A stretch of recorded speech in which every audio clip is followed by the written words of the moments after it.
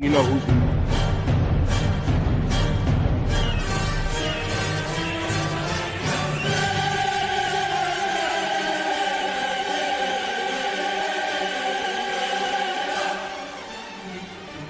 The Star. Yeah, y'all already know. Seven the Panther. That dude Biz on the beat. Yeah. We live in entertainment. Sound change. Crown the kings, homie. This is where it get ill. About to have the tip off live as a tip drill. From the court to the diamond, to the track, to the big skin, flying around the field, starting five forever, keeping it real. If it matters in the world of sports, jeans and long sleeves, they taking no shorts. Hot to death, oh yes, these other sports podcasts live as a pro's corpse. Biz market wave, the starting five goes off. No matter who you cheer for, emotions out the window, they analyzing with clear thoughts. They take it way deeper than the force ever.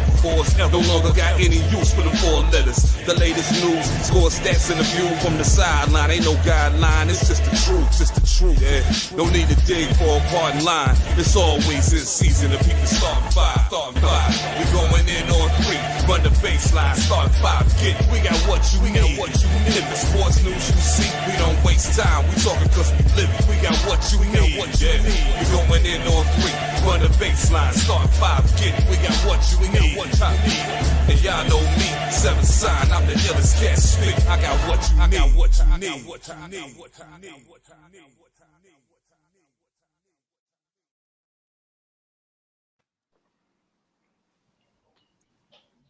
I ain't gotta talk that loud today. Y'all know who I am. Y'all know who this is. It's your boy the mayor, that DJ named Ace 5. Your mom's favorite fat guy. All the way from the deepest, darkest. That's why I only got one lighted Africa. Newest episode of the Star 5, as always. Hit the box. Well, read the box next to a man who's going next head. 20% off your order using the code STARTING5. What up, TJ? What up, sir? This is a very happy Monday for you. Congrats. I've been chilling. Congrats to you and your team. It can't even. It pains me to say it. And y'all new toy. Yeah, it pains. Listen, man. Enough with the Giants were dumb. All right. This dude wasn't getting no yards like that with the team that's been currently constructed. What up, all right? Kurt? He'd have probably been out half the season again because he would have been getting mollywopped in the backfield for minus 11 carries because as soon Way as to introduce yourself. Way to introduce yourself with fucking misery. Listen, man, it pains. I don't like it. I don't like it. We're going to get there. I don't like it. So anyway, good seeing y'all. We should have done this yesterday because I don't want to be dealing with this today. This is some bullshit. I'm going to get a drink. What's up, Lisper? I'm here. I appreciate Dan wearing the Eagles gear. I understand. It stings a little, but I understand it. I would do it too. My belt's always prominent in these videos, so I understand it. But I'm not no hater. I would have wore it. It's cold outside. I probably would have wore it anyway. But I'm not no hater. But you know what? I am going to hate on TJ, who conveniently left, but I got to make a statement, right? So I'm the guy who bullshits on this show. I'm the bullshitter. So for TJ to start his introduction with that bullshit he just said about Saquon, he's like, don't do that. Don't do that. Because you know as well as I know. Hey, TJ, welcome back. I just wanted to say, listen, this show I'm the bullshit guy on this show, okay? You are. So when you do your introduction, don't start the bullshit with that Saquon statement, all right? That was stupid. And we all see the truth for that. Okay? So I'm going to just say that. I'm going to leave it to O, but just know the bullshit starts with me. I know Dan is trying to come off as condescending, man. I mean, listen, if it was the other way around, I'd be enjoying this too, baby. I love you too, Lou. It's my God, man. I want the best. I want the best for my guy. I want the best. He's gonna get it. He's gonna get it. You know, and I know we're gonna spend a lot of time talking about it or whatever, man. Well, yeah, I man, mean, it's your boy Big O. I'm here. Keep going. I'm here. You know, I still got my Knicks.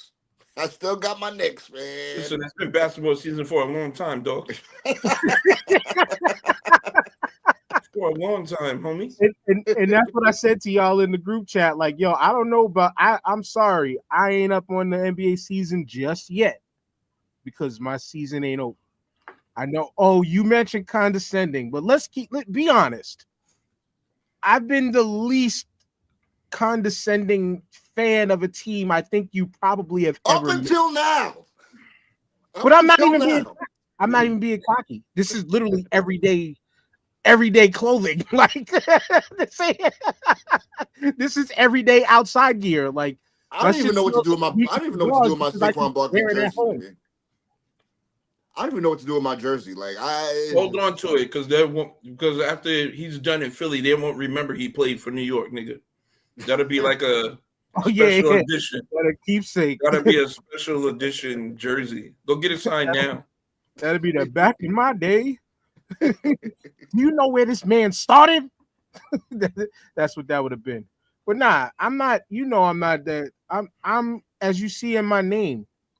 I'm not like the people. Shout out to all my Eagles fans and shit that's going wild in Philly and all that. The night after the game and all that shit. Everybody posting up videos, you know, being happy and shit. But like I said on my TikTok video earlier today, I'm glad we made it. But my energy is on Jalen Hurts type of time. You ain't seeing the emotions yet because there's still one more game to go. The mission ain't complete yet. And Dan, I kind of got to commend you because I feel the opposite about you as Big O feels. And I know that's because he's in New York. He's not experiencing what's happening in Philadelphia, okay? Every fucking week with these Eagles. And they're obnoxious and it's fucked up. So I commend Dan because Dan could have been wearing that shit every week and talking shit every week. That, you know, every day at work, everywhere I go, Eagles, Eagles, Eagles. And it's very obnoxious and it's very ignorant and it's very bad. So I commend how Dan has behaved during this NFL season. And I appreciate that, good brother. I really do. Thank you. Now, what up, Lou? Again, he said, I will say this about Dan. He has had many an opportunity to shit on the Giants and hasn't done so. This year, there has been no reason to. But yeah, we gave y'all the biggest gift any team can give to another team. You didn't give us. Stop it. Let's pause that for a second. Yeah. Let me speak on that. Tyrone mentioned something about me wearing, even if I'm not wearing Eagles gear, it's on me at all times. Now you're being condescending now. You have to show that tap, brother. I'm just saying. It's always on me. Pause. Listen. It's always, you know. But listen, TJ. Can we say the hi Giants to Giants? Okay. What's up, y'all? Sorry I'm late. I live right. You didn't miss nothing. You didn't miss nothing. That's okay. I know. I live in the middle of the Philadelphia fuckery. Not as much as the Lisper, but I'm smack dab in, you know, in Eagles country. So that shit is everywhere in Dunkin' Donuts and Starbucks and the Wawa, and they climbing poles and all that shit. I was like, all right, this is how you burn all the goodwill from people wishing you well when you see this fucking behavior. But I will commend Dan. Dan is not the delusional, crazy-ass fan. Dan has kept it 100 from jump. From when they started off not so good to say, wait till my squad gets healthy and see what happens.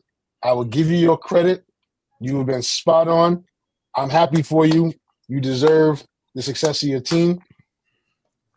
And now my Eagles hate gonna come in. I still hope y'all motherfucking lose. but no. But no, stop that. We're going to get back to you, TJ, because that comment right there, what have you been saying all year? Me? I've been saying they're probably gonna win. You just So don't in want the beginning of their you stint. just don't want the shit around your area. That's all it is. No, go for it. Yo, man, I'm on an island out here, bro. I'm used to fighting enemy on all sides, bro. Come on now. But nah, Look. That team is clicking on all cylinders. I would be surprised if that's not a 2-score win by the Eagles. I respect it. I do. I respect it. You got to. But there ain't no way in hell I'm going to wish them Eagles well. There's no way in hell I'm going to wish for them to win the Super Bowl. Ain't no way. I can't do it. I respect it, but I'm not wishing for that. I wish Saquon well, though. I would be. I'm happy for Saquon. That's it. I was straight up. I'm glad this Negro left the Giants because I'm sick of the Giants non-drafting black quarterback front office ruining possible all-time great players. Now go ahead, TJ. Listen. Sorry. No, you're good. You're good because I'm gonna piggyback off that in a minute. But to say the Giants gave Philly anything is ridiculous. His contract was up.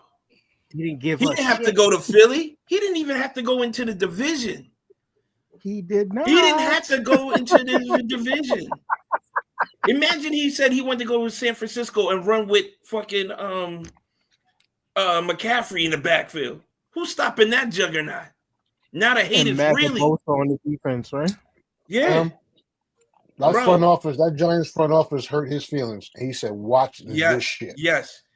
And you know what happened? I'm going to go from the worst line to the best line. The best line, right? They did the same thing with OBJ. They did the same thing to Eli Manning. They never developed an offensive line to keep the party going. They always had a decent defense to keep them in games, but they can't win the game by themselves. As Dan loves to say, it's a team sport. You got to play it on both sides of the ball. Watch. And if you have a shitty offensive line like the Giants have had in the past 12, 15 years or whatever it's 12, been. 15. It's a straight 15. Yeah, in the last 15 years. What you expect? What do you expect? It's dumb move after dumb move after dumb move. We know what the expectation going into the season is. We can't be getting hype off the fucking training camp and preseason. All right? Until they show improve. Now, the year before, we did get lucky and make a slight playoff run. I don't know how Dable stringed that shit together. He was a magician. He deserved Coach of the Year for pulling the impossible off. Just getting us into a playoff round and winning a playoff game. Phenomenal. But to think that shit's going to work 2 years in a row or after they already saw what happened the first time is delusional. It's beyond delusional. The Giants are run like the Knicks from 2000 to about 3 years ago. That's the way the Giants are run right now. If you know anything about the Knicks and how fucked up their front office was and how tragic it was, and they need the exact turnaround that the Giants need right now. Can I throw a flag on this play? No. Because I don't understand it. He the said Eagles no. are going to the Super Bowl. Washington just played in the NFC Championship game, and we talking about the fucking Giants. Like, Tyrone. Who cares? Well, Tyrone, because I was going to get to us two in a second because we were the ones who played this weekend, but it's okay. This is a safe space for Giants fans to vent on the shit that they just seen. The original premise was that the Giants gave away Saquon Barkley. That's where it started. You did say that. Okay. But the Giants, what you just said, TJ, the Giants did give away Saquon Barkley because they chose to back Daniel Jones. What I had said was that the Giants pushed them to pretty much said that he pushed them to Philly. You know what I'm saying? Y'all debunked. They could have re-signed them. That's end of story. Yeah, they could have re-signed him because they decided to go with Daniel Jones. If they had made him a decent offer, he would have stayed. He's from the Bronx. He wanted to stay on. He wanted to stay here. The fact that it's all recorded. The whole world doesn't see what happened. They played this shit over and over for the last 3 weeks. You can't deny that shit over and over. So, as a Giants fan, I am happy this is happening to them because change don't happen until you hit rock bottom. Yeah. That The Giants front office handing the Eagles a Super Bowl is the greatest thing that could have happened to this retarded front office, because they've changed coaches, players. The one thing that remains is that fucking shitty front office and ownership. So you know where the problem is. They had great X's and O's coach. Brian Dable is a fantastic X's and O's coach. But if you're giving him mules and not donkeys, not horses, what's he going to do? You know what I'm saying? They got the donkeys, all right. You're right. You can't run the Belmont Stakes with donkeys, fam. Organization fell off with their respect. Take of the night right there. When they benched Eli for Daniel Jones and fucked up his streak of starts and all that. No, fam. They didn't bench him for no Daniel Jones. They benched him for what's old boy in Seattle? Right. Geno Smith. Yeah, right. Geno Smith. Yeah. When they pulled that, Eli would still be playing if they had a line. If Aaron Rodgers is still in the league, yeah. When they pulled that, I already knew, like, y'all fucked up. It's a wrap. Y'all fucked up. And Eli took it with class. Yeah, he did. And Saquon did not. Saquon got real petty on him. And now look what happened. This just goes back to what the Knicks did. They traded away Patrick Ewing. How the fuck do you trade away Patrick Ewing? It's not even that, man. How do you do that? The moves they made after Ewing was worse than trading away. All them the Jerome James contract, that squad they tried to put out there with like Steve Francis and Marbury in the backcourt. Yeah. Howard Isley was your point guard for 3 years, dogs. Oh, Anderson and them. Fam, if you want to go to the Knicks graveyard of players, bro, that's a whole other episode. It is. The only win we had within that time was Mari Stoudemire and Carmelo Anthony, and that's maybe about it. Here's what takes the cake, though. Oh, and Jason Kidd for that 1 year. That 1 year. That 1 year they had on vets. We let on streamers. We let on streamers for one playoff game win. Yes. But here's what takes the cake. Jalen Hurts and Jaden Daniels were born, went through all the rigmaroles, went through high school, went through college, are in the pros, went to an NFC championship game, and Dallas still hasn't been there yet. That was the best ESPN stat I heard earlier today, yo. 100%. These dudes are 22, 23 years old, and they still haven't been to the NFC championship yet. The greatest thing that's happened in the last few years, and I'm going to give the Eagles supreme props. It's a two-part thing. Is that whole conversation of the black quarterback is now put to bed. The black quarterbacks is running this fucking league, and they can stop with the bullshit, right? Yeah. That even more shines a light on the fucking Giants front office for never having drafted a black quarterback. Again, I'm going to give the Eagles the props because the Eagles been doing it before anybody. That's true. Yes. Now, to be historically accurate, because this is a stat that I had to pull out yesterday in responding to my man's video. Y'all did draft one black quarterback, and it was in the 6th round in 2008. Y'all never drafted a first-round black quarterback ever. No. It was in the 6th round in 2008, and his name. No, did he make the cut? The 53-man roster? Where he went to ICDC? I think Andre he played for what was that school that was in Ohio? The fraud school. Youngstown State? No, Bowling Green. I gotta get to the name. Ohio? I think it was Andre Williams was the name. Okay. Let me get to the homies video. Nobody's gonna get that trivia question. Yeah. But like you said, JG, Andre 3 of the 4 Woodson. quarterbacks that played yesterday. Andre Woodson was his name. He was from Kentucky, 6th round pick in 2008. That was the only Giants black quarterback that the Giants ever drafted. There were only three white quarterbacks in the playoffs this year, I believe. Jared Goff, the kid from the Rams, and Josh Allen, right? Yeah. Did you say the kid from the Rams? Yeah. That's Matthew Stafford, dude. How disrespectful are you tonight? You came on here trying to take my bullshit job. Then you go in and you call Matthew Stafford the kid from the Rams? The kid from the Rams. My bad. I'm just, you know. But you know what? Let me give my flowers also to the former racial slurs of the District of Columbia, because that boy balled out this year. Yep. That boy, Jaden Daniels is something else, you know, and I will give them all the respect. Who had on their bingo card the Washington Commanders and the NFC Championship? I know I damn sure didn't. I think I picked them either third or last in the division this year. I picked them third, but I picked them. I did give them 7 wins though. I did say they win 7. Look at that. So yeah, but I will say, Jamal, because you missed the pre-show thing, I did tell Tyrone, and this is where we can now finally talk about the actual game. Yeah. I did tell Tyrone that this Commanders team, if my team wasn't there, they are very, very easy to root for.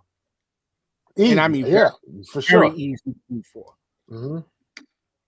Because across the board, talented. Across the board, talented. They fast, they young, they talented, they well coached. And it wouldn't have hurt to see Zach Ertz go even further. Yeah, good for him, man. And when's the last time we seen a rookie quarterback play like that? Play that well. You know what's crazy though? They don't get a sniff of the Super Bowl. You know what's crazy though? A great season for a rookie in a long time. I hate seeing Zach Ertz catch passes for my team. It burns me This dude is hard to please. Damn. I still don't want to cheer for Zach Ertz. I'm sorry, he burnt me too many times. I don't like the man. But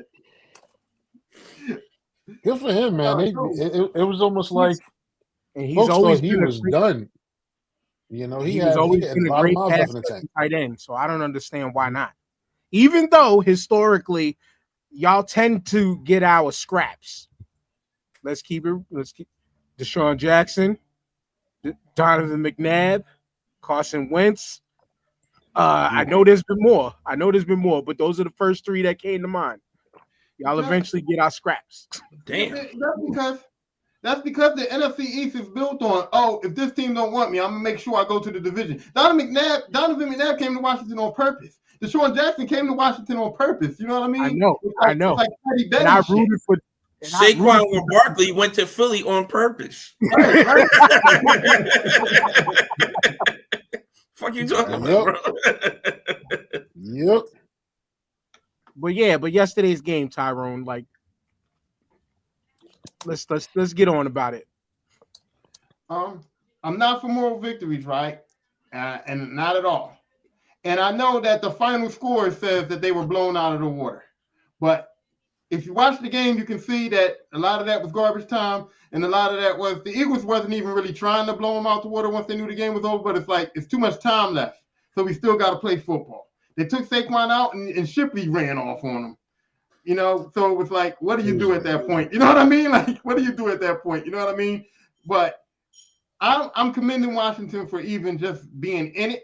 I'm not saying it's a moral victory. I'm still mad at them, but I commend them for at least being in it when technically they were outclassed. The better team won, and that's just what it is. Right. And I mean, I don't know. I didn't really watch too much of the pregame TV like most. I don't know who picked against us or whatever. I'm sure there was a lot of people who were riding off the high of the second game of the season when y'all actually beat us. But that really wasn't a determining factor on how things were really going to go. You know what I'm saying? Did I have doubt in yesterday, to be honest? Absolutely not. Did y'all start me off on the ropes? Like, all right, what the fuck is going on here? With that easy march down the field that y'all had? Well, it wasn't that easy because it took, almost 8 minutes? To get down 8 minutes? Dan, that's not good, though.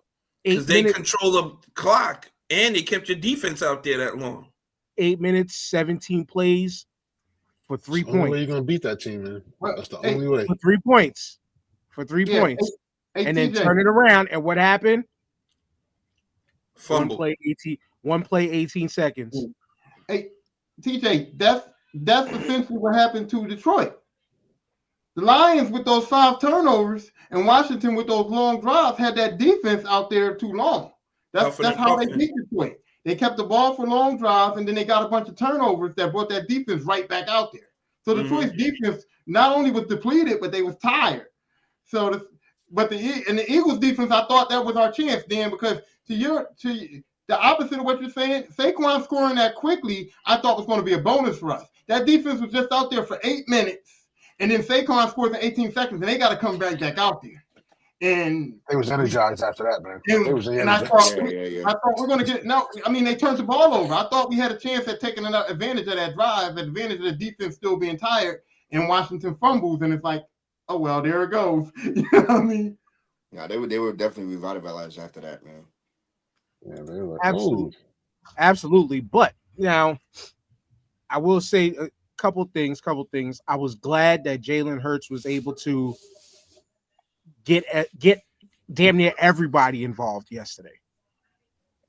The play calling just happened to work that excellently that everybody, like you said, Will Shipley ran a 50+ yard run, and the craziest thing was he was just like, Mama, I can't believe this. Let me look at the screen. Oh, shit. And then he hit, like you said, the post you put up. Yo, he hit the wall, like we used to say in track and field. Like, that motherfucker hit a wall. It wasn't that he got caught. He hit the wall. Tired. He was tired. And you saw the motherfuckers on him. He was like, "Oh shit!" Hey, look, I'm sitting here going. At first, I'm sitting here going, "Smart move." He's working the clock, and then I'm like, "Wait a minute." Yeah, exactly. What is he doing? But engine went.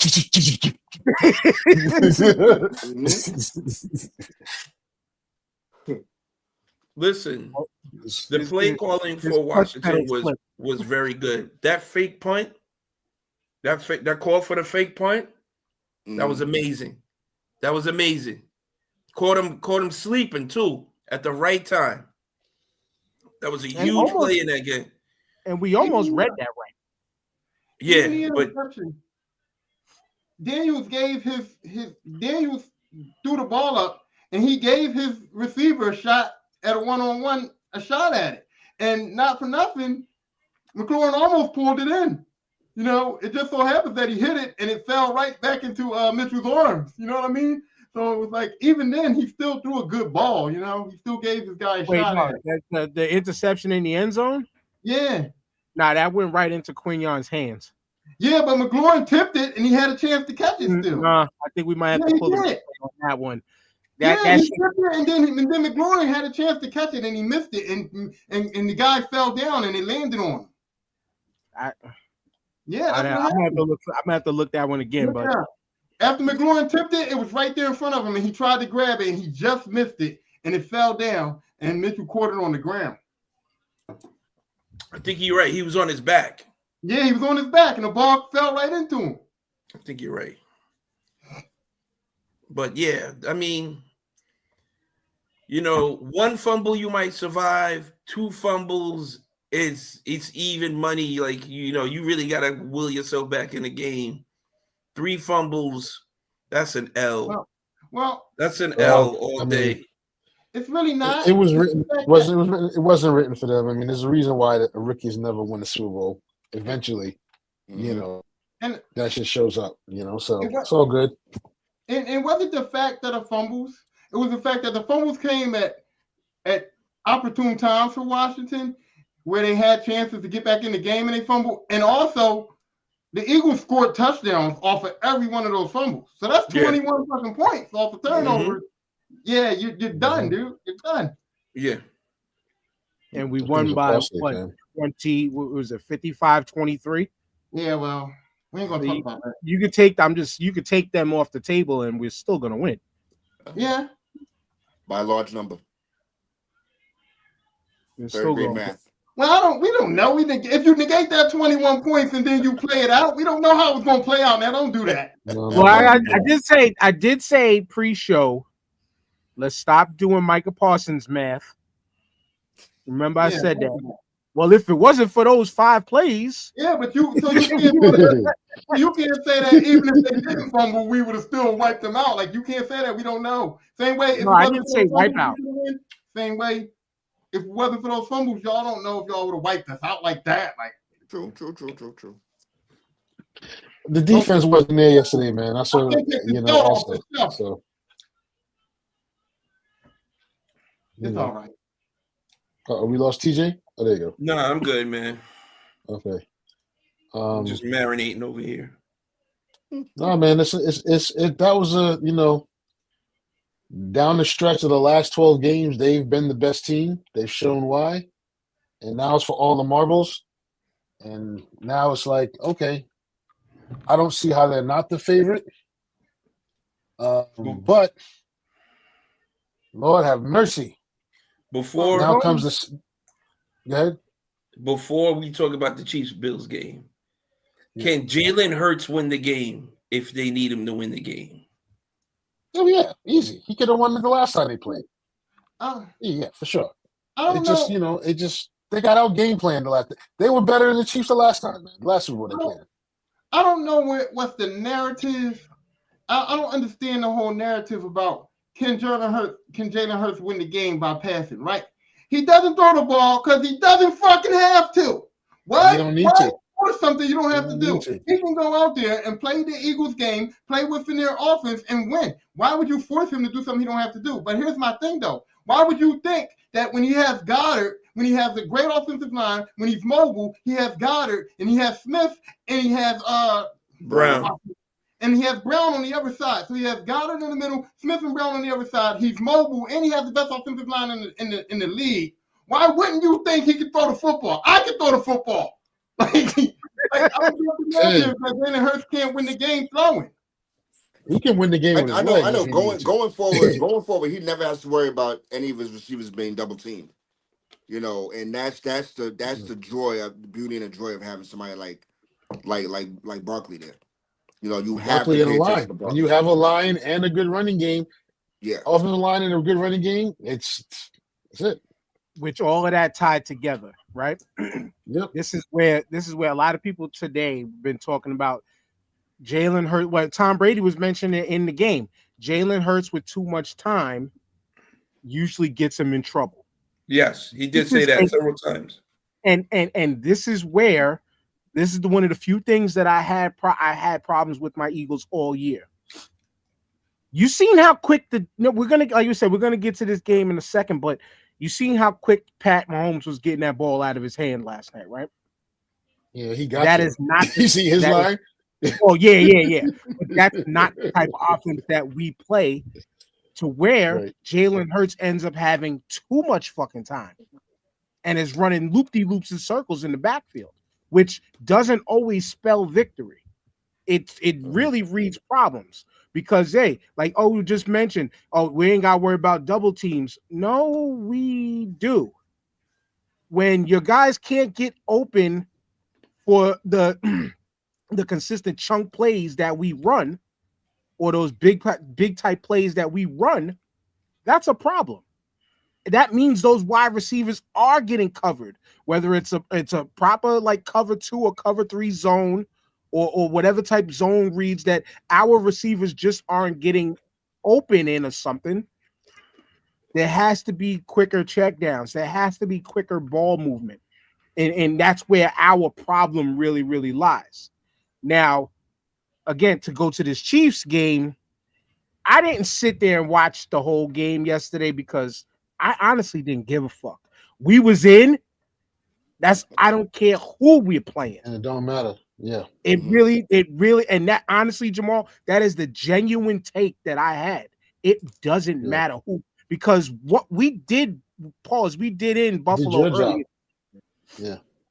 And this Chiefs team, though they only lost once, every week they shown to be very, very beatable. This is the homie right here. What up, kid? this is the homie right here that I got to get on the show eventually. This is the homie here, because I'm gonna get to a take that he made almost a year ago when the season started, but I'm gonna get to the homie Game Point Live. Shout outs to you. Big time following on TikTok and all platforms. The kid knows his shit, though. I know I teach him little things here and there, but it really didn't matter who the fuck did what yesterday. And Tyrone, you raised your hand when I said I didn't watch the full game. I did watch in pieces.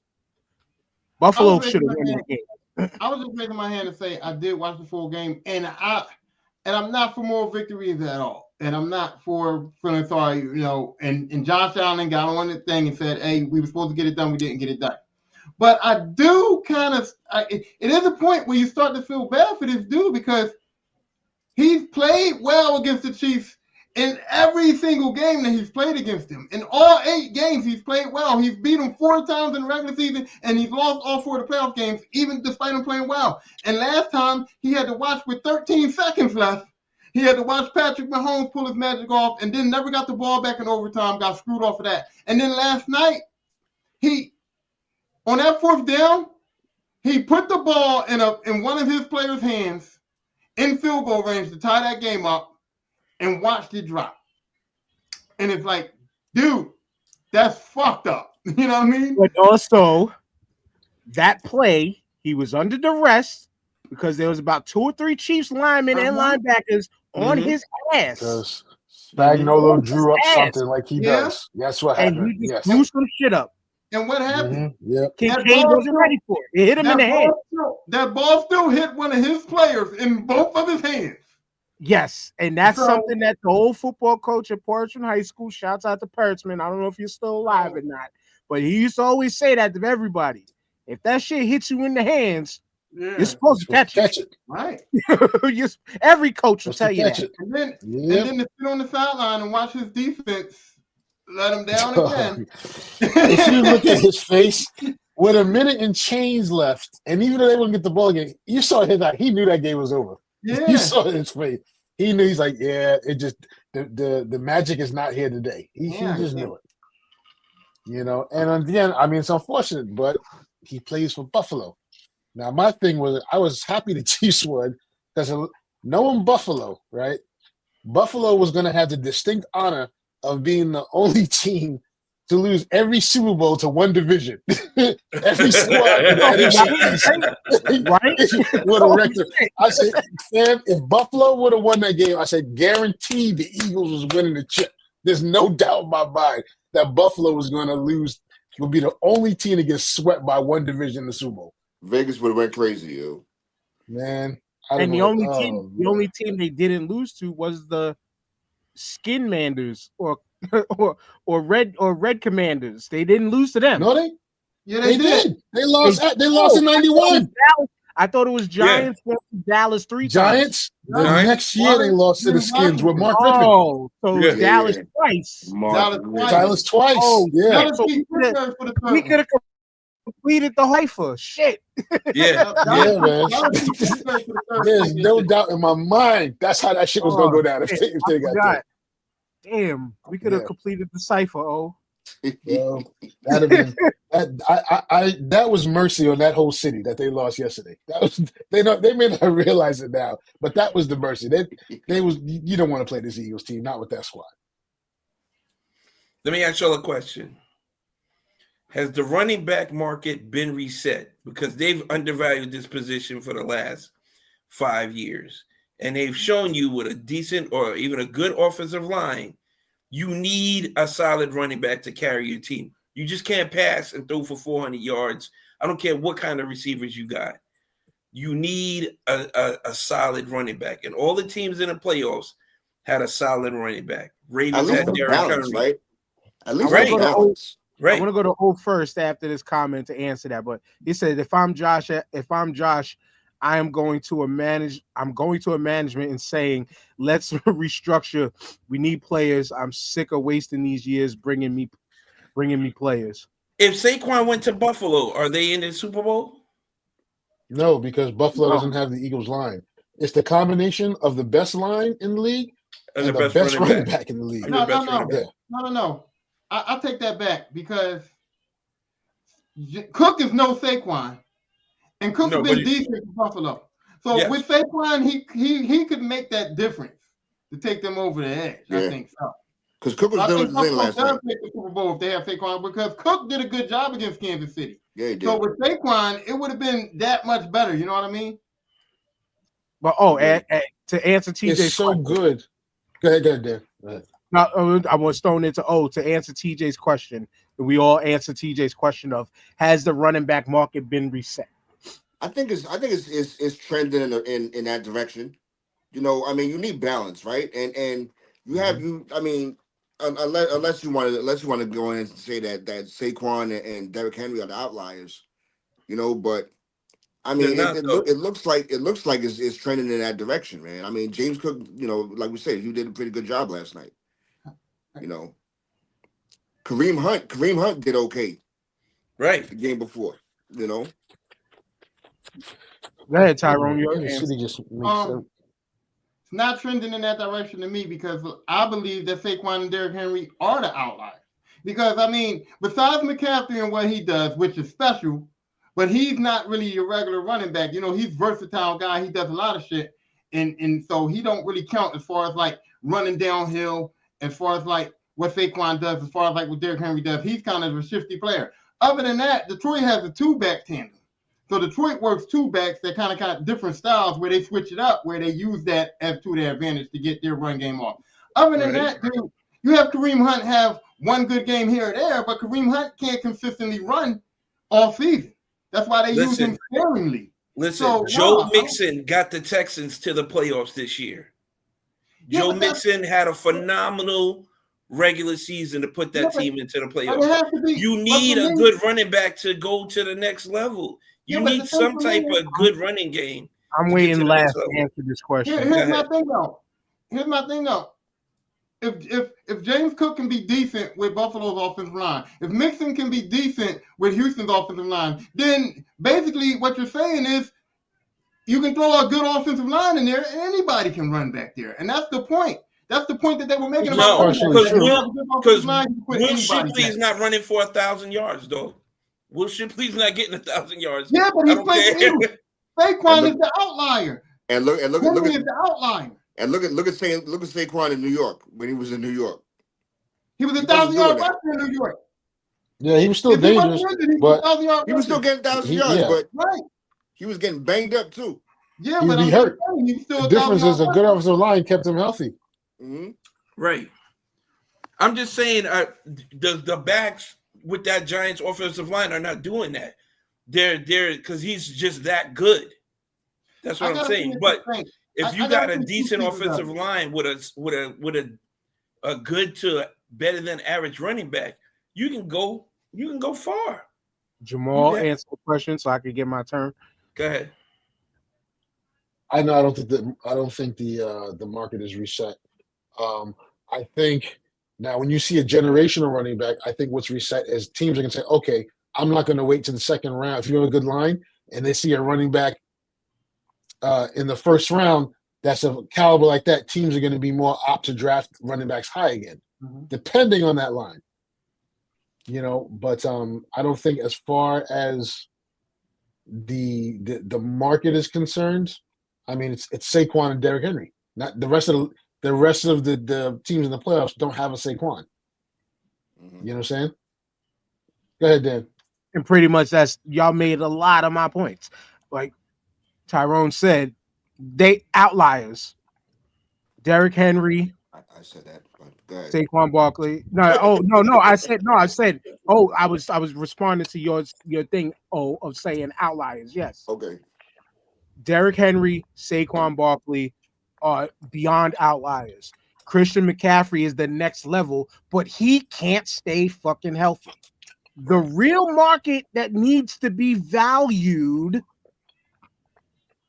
is what position did I play? Where was I? Where was I when I played football? Thank you. The offensive line position needs to be more value put back into the offensive line position. You put more value back into the offensive line, then James Cook can do way better than what he did. Freaking Right. Joe Mixon could do even better than what he did. Even better than what he did. Most of these running backs could do well if you put more stock back in the offensive line. Is the quarterback important? Abso-fucking-lutely. But I think the more value is placed on the quarterback nowadays because that's all people know how to talk about. And they talk about it without even truly knowing the fucking position. Dan, without even knowing the position. This is you what we've can't been have saying. a good quarterback without a great offensive line. Plain and simple. Or you're going to have Aaron Rodgers, who, he looks like a gunslinger because he's constantly running around making up wild plays, i.e., just like a Brett Favre did. Even though at times he had decent offensive lines. Or like y'all Giants, when y'all got hot in the right time. Y'all weren't good most of the year. But when the O-line got hot at the right time and the defense did what they needed to do, it was a wrap for everybody.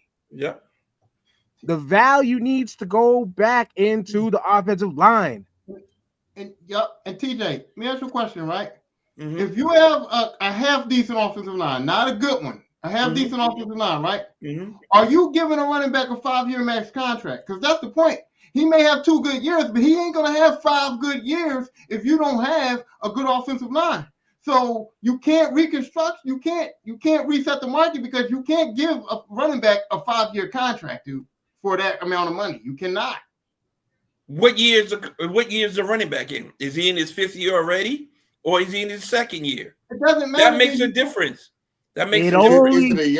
Is it a young O-line? Is it a young you need more context than that. No, I don't. Yeah. I'm giving it. Running back has 3 years if he's getting beat up, dude. So you got to have a good offensive line. You have to. No, but the difference here is the quality and the caliber of the player themselves. We just talked about the greatest outlier this season has been Saquon Barkley, who just got this 5-year contract from my Eagles. But the difference with him is he has the ability that earns that contract. Christian McCaffrey is a guy who has the ability to earn a contract like that if he could stay healthy. But we saw Saquon play with a bad offensive line, and if he would have stayed on the Giants, he wouldn't have stayed healthy. That's my point. Right, well, you can't count on the running back for 5 years on a bad offensive line because he won't stay healthy. He was with the Giants. He was with your Giants for what, 4 or the full 5 years? 4. Isn't he 6? 4 or 5? His contract was up. And he played healthy for about half the contract, correct? 2, definitely. 1 season, maybe, or 2. Yeah. 2. Because his rookie year, his rookie year was phenomenal. He had another one, yeah. Like the homie said, they've been saying that about Henry for almost 4 years now. He's been getting best up for almost a decade. Yeah, and with a decent line in Tennessee, right? Because the outliers hide the flaws and the deficiencies. Right. they hide that shit. Right. Talk about it. They hide that shit. Just like how I mentioned Green Bay a minute ago and mentioned Aaron Rodgers and all that. Remember when Green Bay was their hottest? Their defense has always kind of been ass. But if Aaron Rodgers gave them a 10-point lead, you wasn't beating them. Nope. Because all of a sudden the defense knew how to wake up. Because they had that outlier that helped them. That lack of line always caught up with them at some point, man, in the playoffs. That lack of line always caught up with them. Yep. What did you say, Tyrone? Henry's the Incredible Hulk. He don't count in none of this. But I mean, truth is truth, though. And we're discussing outliers. Henceforth, why they are looking at the Chiefs as they're the favorites. Because why? Because they have a Pat Mahomes and the rest of the league doesn't. But yet, when you look at a Pat Mahomes, possible greatest quarterback ever, absolutely. Are you giving props to the play calling? No. And then mind you, when did D-Hop go to the Chiefs? This year. In the When? Middle of the season, right? In the middle of the middle season. Oh, The middle of the shit. season. Yeah, it was a mid-season trade. Or he was released, one of the two. And he was like, yo, he come sign over here. Because he don't have a number one wide receiver over there. Hollywood Brown just came back. Right. And he only got a few snaps last night too. But like the homie said, he said, let me ask you about Texans. Then Mixon's a great year. But CJ sacked 52 times. Yikes. Yep. Yes. Like that's outliers. Like Joe Mixon is that guy if he stayed healthy. Everybody would love to get out of jail free card in a running back. But if you ain't got that offensive line, it don't matter the quality of running back. That's where it starts. That's why David Carr had a shitty career for most of his career when he was in Houston playing for the Texans. He got PTSD because he got sacked like 130 times in 1 year. That ain't even right. Bro. That ain't even right. And then they're going to call him ass after that. He wasn't ass. His line never blocked for him. Dude, and when you got to be one of the strongest men in the world for taking that kind of beating like that. Dude, and when you look at all of these quote-unquote quarterbacks that was supposed to be something, the common denominator usually is you're stuck behind a shit offense. I equate this type of situation to just like how black head coaches get opportunities with shit teams. Turn this shit into sugar. We're picking you number one because we sucked last year. Come here and turn this shit into sugar. But yet you didn't fix the rest of your problems. You just listened to, we need a quarterback. Okay, and he says sometimes a good O-line isn't enough. Look at Dallas. Because Dallas's O-line was over fucking rated. Yeah, they weren't that good. Stop it. They weren't that good, though. Stop it. Nah. When my team, and S&T, again, we're talking outliers. My team is beating up people with 4. Barely having a blitz. You're not using nothing exotic. You're not doing no exotic blitzes. We blitzed yesterday, and those times Jaden Daniels knows how to beat a blitz. And those couple times we did blitz, he beat us yesterday. What did we do? We fell off of it. I kind of feel differently about you guys with Dallas offensive line because, truth be told, a lot of Dak's numbers is due to him having a lot of time in that pocket, bro. Like garbage Dak time. Dak had a lot of time in that pocket. So garbage time. Dallas offensive line was pretty decent as far as what I was seeing. Dak had time to throw the ball for real. Garbage time. But then how well have they ran the ball since they haven't had a good running game since a few years back where Tony Pollard was the offset of Zeke. No, Tony Pollard had a decent year. The year that Zeke was going, like Tony Pollard was decent. He was almost 1,000-yard rusher. They just relied on Dak a little more because they thought their passing game was going to be so elite or whatever the case may be. Right. No. What? Plantation Jerry made a deal with the devil, so they ain't never gonna win.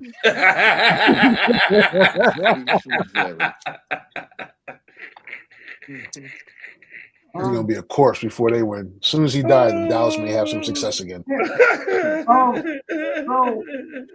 So I'm picking the Chiefs to win, not due to my Eagles hate, even though that's part of it. Let's be clear. The Eagles hate is definitely part of it. But the main reason why I'm picking the Chiefs to win is because I don't like to count out guys like Tom Brady, and I don't like to count out guys like Patrick Mahomes. And when you got Patrick Mahomes playing for what he's playing for in this Super Bowl, it's hard for me to go against him. He's not only playing for the championship, he's playing for the first NFL three-peat in history. He's playing for legacy. He's playing for a lot of shit. And so when you got a guy like that gets it done and finds ways to get it done and is playing for that much, I can't bet against that. I just can't do it. Bro, I'm shocked that there hasn't been a team in the NFL that hadn't three-peated. I thought it was the Steelers. I thought maybe the Cowboys did it in the 90s. I thought Dallas, yeah. The 49ers almost did it, but Giants stopped them. Yeah. Yeah. That's right. Mm-hmm. That's right. I really thought there was a team that did that. That was wild. When I found that out the other day, I was like, holy shit, no way. What's crazy about this matchup is you would be a fool to ever count out Patrick Mahomes. Absolutely. Every time, but what I have to say is the last 2 chips they got, I swore that they were the inferior team. And last year I said, I can't believe that team got to the Super Bowl, that version of the Chiefs. And now this year, I think this team is worse than last year's team. If they are going to upset the Eagles or beat the Eagles, it's going to have to be because of a game plan. It's going to have to be adjustments on the field, and it's going to Andy's going to have to call a hell of a game. Pat Mahomes is going to have to play a hell of a game. Most importantly, is Spagnuolo is going to have to call the best game he's had to call since the Giants beat the fucking Patriots. That is the only way. But he's been there before, so they got experience on their side. He has. This is an uphill battle, man. I mean, it is. This Eagles team is loaded on both sides of the ball. Here's what I'm going to say: don't let the Zebras beat you on Sunday. You cannot have the Zebras is not going to be in Philadelphia's court. We know they're going to give every call to the Chiefs. We done seen how the season is gone. It can't be close, and you can't let the Zebras decide the game. You got to be up. You got to be up. Because I don't think the game the Chiefs are winning. I don't think we've seen Kansas City come back from a 2-score being down 2 scores in a big game like this yet. I don't know. It's almost as if the Eagles are going to have to beat themselves. That's you know what I mean? Go ahead, Dan, I'm sorry. We're going to make official picks next week, but I'll give my breakdown in a minute. But the homie said, Mayor, we've been on the same page with this year with your Birds, but the inexperienced secondary is what's making me hesitate on picking them. The rookies will look like rookies at some point. But have they? But Dan, it's different with the Super Bowl though, because you got 2 weeks to game plan for one game. But you got that's but with Worthy and with Kelsey and with being there, Hollywood Brown, with Hollywood Brown back, and with Patrick Mahomes being a quarterback, that secondary is they're going to get exposed a little bit, and it's hard for me to think they won't get exposed in this game, bro. That's hard. At some point. But if those players can play defense for the Chiefs, then I'd say something. But who's going to stop the Eagles on the side of the ball? Yeah. You gave your breakdown. Oh, no, I didn't, man. It's going to be Jamal pretty much said what made some points that I was going to say, man.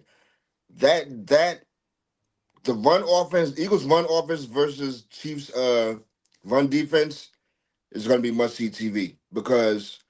This dude Saquon, man, is a once in every 5 to 10 years player that we're seeing in the Super Bowl. Well, if that's the case, they're in trouble because James Cook was running all over the ass yesterday. And what they're gonna do if they focus on Saquon, then they're gonna get beaten in the air. Does this turn into a shootout with the team with the ball last wins? Yeah. Pump the brakes on James Cook, right? Gonna happen, but you got to pump the brakes on James Cook because James Cook did a decent job. But let's be clear: 4th and 1s, 4th and 2s, they gave the ball to Allen before they gave the ball to Cook. Okay, so they didn't have that much faith. Well, that's what I'm saying. But this is the difference. If Saquon's running like the way James Cook was running, it's going to be worse. Yeah, it's going to be worse. Saquon don't go down. Cook is not built like Saquon. Or Saquon. You see how solid that man is? You're not taking him down on the first tackle. And he's juking the shit out of you in the open field. Good luck with that, man. I've seen it, like we said, for 4 or 5 years. He makes something out of nothing. Penn State. We've seen that shit. And then he had phenomenal plays. He was hurdling over people backwards this year. What kind of shit is that? The dude is a one-man wrecking crew in open space. Yeah, he's a. You got to put a web around him. Like you got to force him to one side and hope the help comes to cut the shit off. He's too fast for that. He's done it in the snow. He's done it when there's no good weather, bad weather. The heat is on, off. It don't matter. You give that man a crease, he's going to the house. Haven't said all that though. It's still Mahomes on the other side of the ball. That's true. It's true. That's true. It's still Mahomes and the refs. Yeah. It's still Mahomes and the refs. Yeah. He will have to show he is the greatest quarterback to play the game in order to win this game. It's going to take the best quarterback to ever play the game to beat that squad in green, 2 Sundays from now. The Chiefs, what they got going for them is just they have not looked dominant, but they have found a way to win. All year at close games, which the Eagles have been dominant for 10 weeks. The Chiefs been finding a different way to win all the time. But it's Mayer's team. Let him. No one man should have all that power, is what I'm gonna say about Pat Mahomes. Right? His main security blanket for this upcoming game is going to be, who's his normal security blanket? Kelsey. Roger Goodell. Well,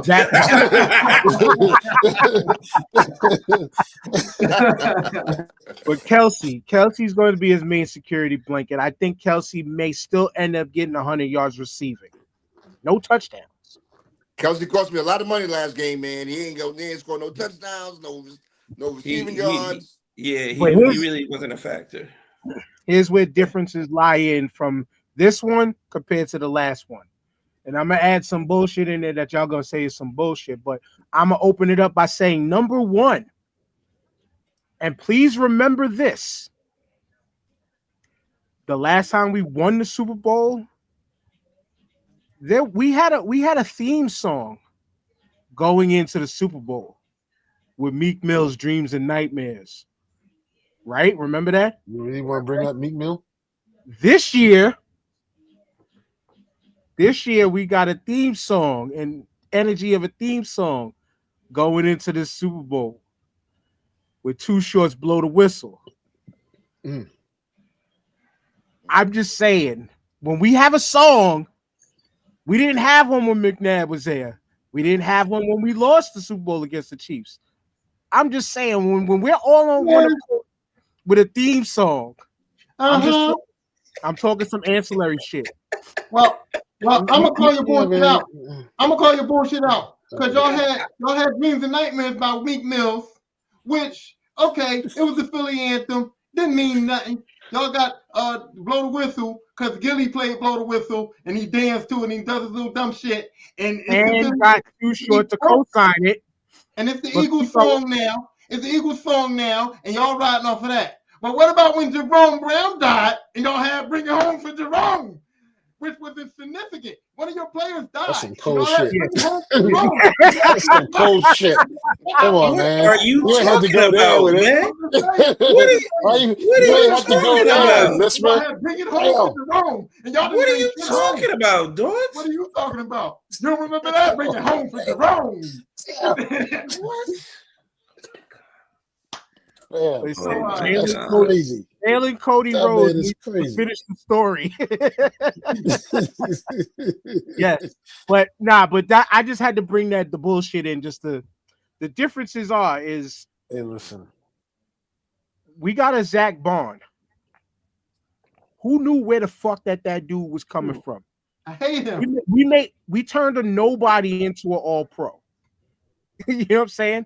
A nobody became an all-pro and is phenomenal at linebacker.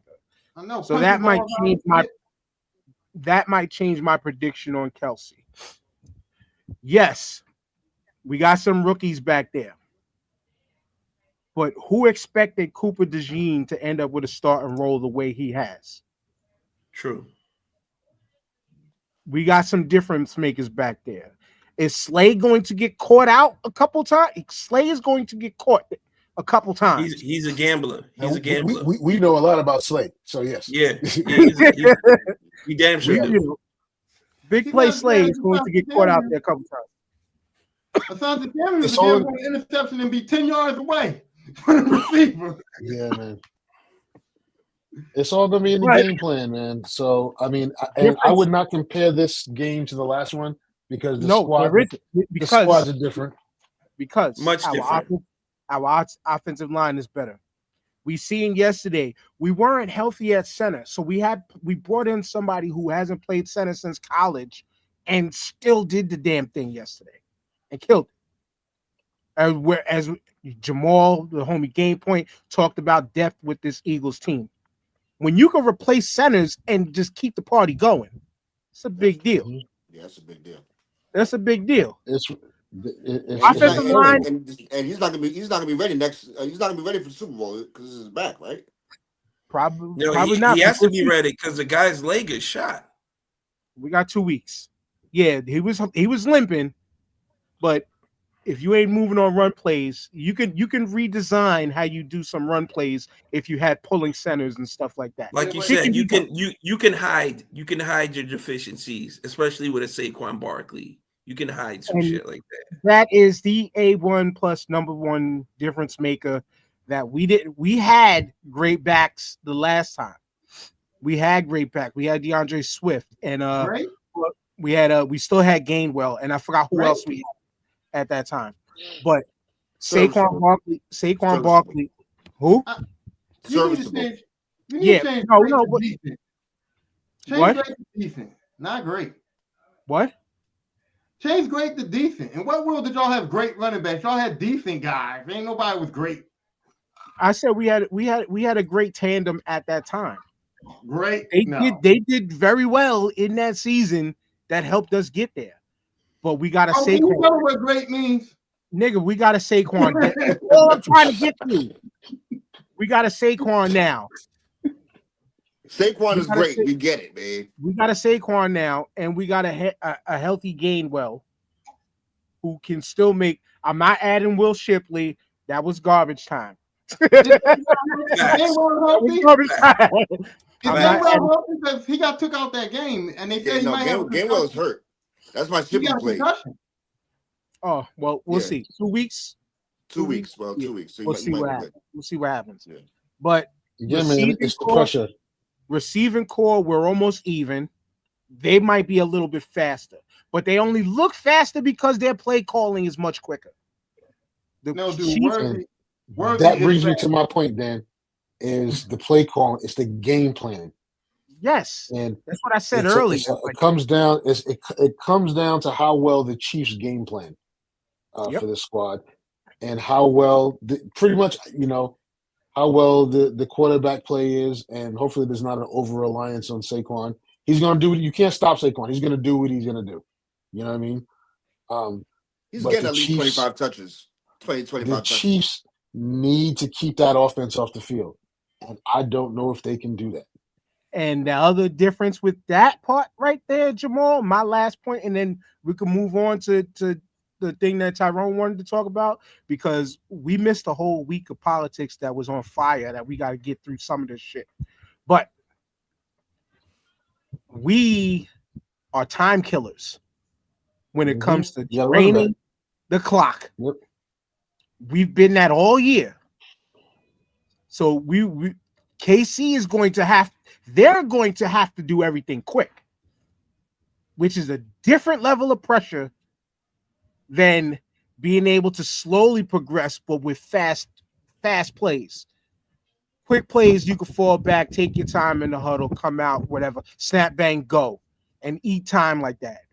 We've been that clock killing team all year. Right. Are we going to get stopped 3 or 4 different drives on third down? Absolutely. It happens to us all the time. Difference this year is going to be, we are going to kill time, and then defensively, we are not going to have to blitz Patrick Mahomes. If our defensive core, if Vic Fangio decides to all of a sudden want to blitz Pat, because Pat ain't the best runner, But when he gets out the pocket, or not gets out, but once he gets out of pressure, he can scamper like his normal, like he look like he got a wet diaper all the time. He can scamper for a little bit. But Jalen Carter, remember that name, and this my last take. Jalen Carter is going to have the fucking game of his life. And he's going to get 2 roughing the passer penalties. well,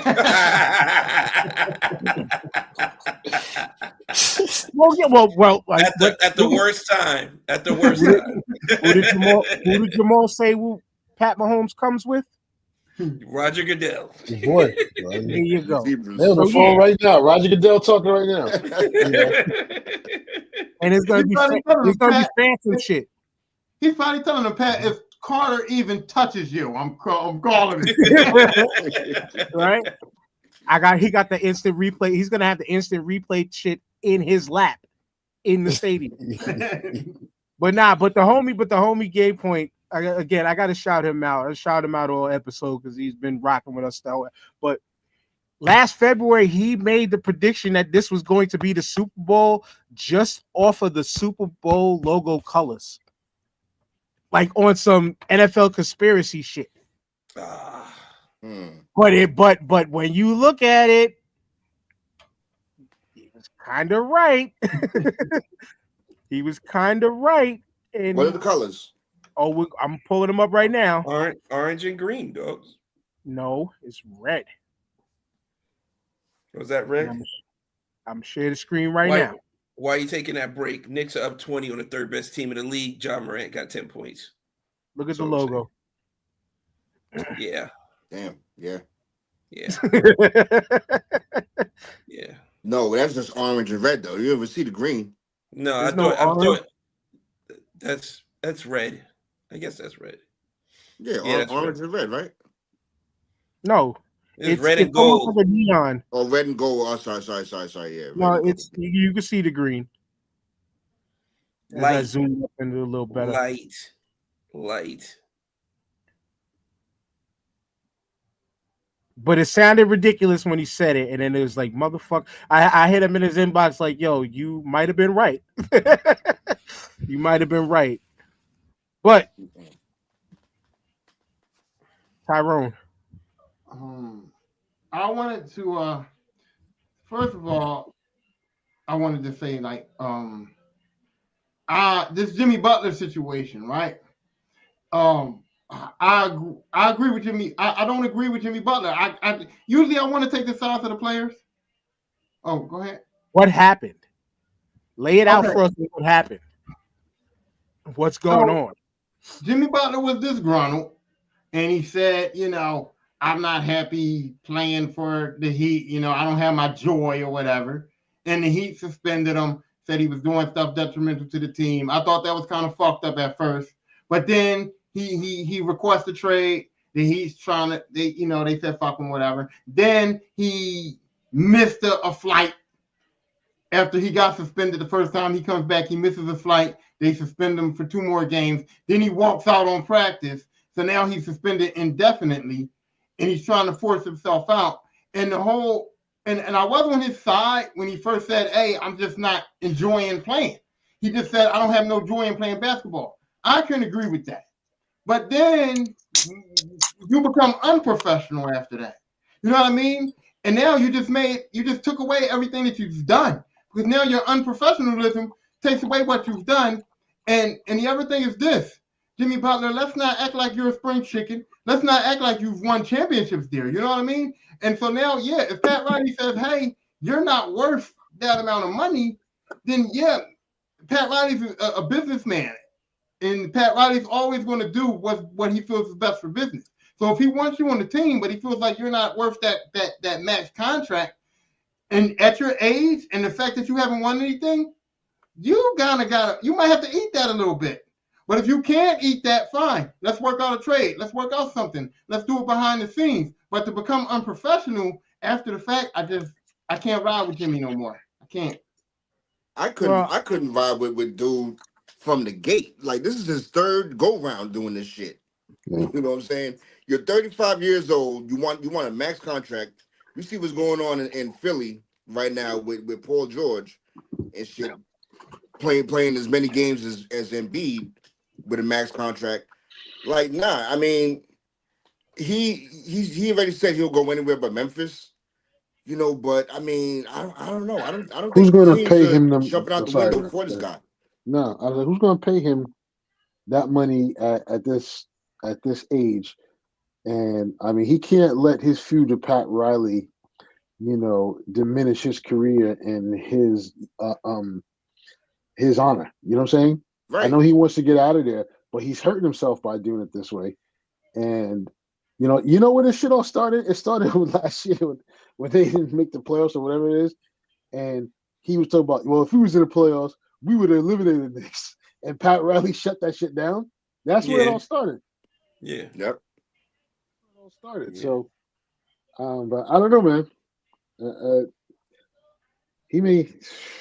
I don't know. I don't know. He did the same thing in Minnesota. You know, he kind of did this in Philly. Okay, maybe Philly decided to back the wrong Yeah, guy in Philly Philly was his fault. with Tobias Harris. But yeah, man, the league is over his shit. He's gotten to the point where his reputation has preceded himself now, Mm-hmm. Yeah, and he man. can't back it up the way he used to anymore. And he's getting injured a lot more too. Go ahead, Dan. I seen a video of him happy as hell though in New York drinking coffee, Joe. Yeah, I saw that. He looked pretty happy with that though. Hey, listen. But As no, long but as I they- agree. I agree Go ahead. with you, Tyrone. I agree on this level of with Jimmy though. If you're the Heat, why carry a disgruntled player? I mean, and to be honest with you, that's with any organization. That's with any organization. Mm-hmm. Now I understand, and I'm gonna equate this into a wrestling type situation because everybody's been talking about AEW and Ray Phoenix. Why is AEW still holding on to Ray Phoenix?